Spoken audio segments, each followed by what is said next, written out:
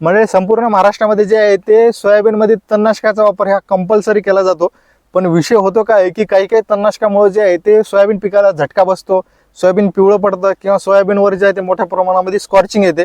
मग याला नेमकं काय पर्याय किंवा याचं काय सोल्युशन आहे याच्याबद्दल सांगायचं झालं तर याच्यामध्ये मुख्यतः 2 ते 3 असे काही प्रोडक्ट मी तुम्हाला सांगणार आहे, ज्याचा जर वापर आपण तणनाशक मारते वेळेसच किंवा ज्यावेळेस तणनाशक मारते वेळेस आपल्याला वापरणं झालं नाही तर तणनाशक मारल्याच्या नंतर जर पिवळं पडत असेल, स्कॉर्चिंग येत असेल किंवा झटका बसला असेल तर त्याच्यानंतर 4 ते 5 दिवसाच्या नंतर आपल्याला एक फवारणी घ्यायची आहे.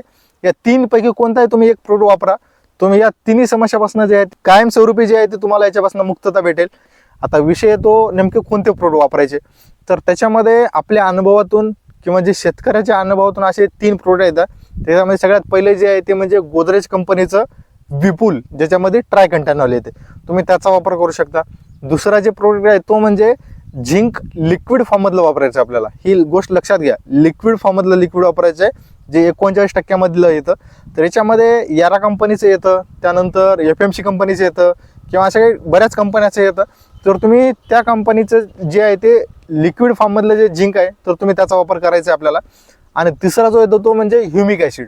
तर हे प्रोडक्ट जे आहेत एक तर तणनाशकासोबत मिक्स करून मारा किंवा तुम्ही जे तणनाशक मारल्याच्या नंतर 4 ते 5 दिवसाच्या नंतर याची फवारणी करू शकता.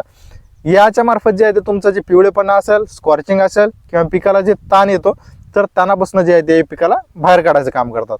तर मंडळी, ह्यापैकी तुम्ही कोणता प्रोडक्ट वापरलेला आहे का किंवा याच्या व्यतिरिक्त कोणता प्रोडक्ट वापरताय का, तर ते कमेंट बॉक्समध्ये कमेंट करायला बिलकुल विसरू नका. शेवटी एवढीच इच्छा व्यक्त करतो की अन्नदाता सुखी भव.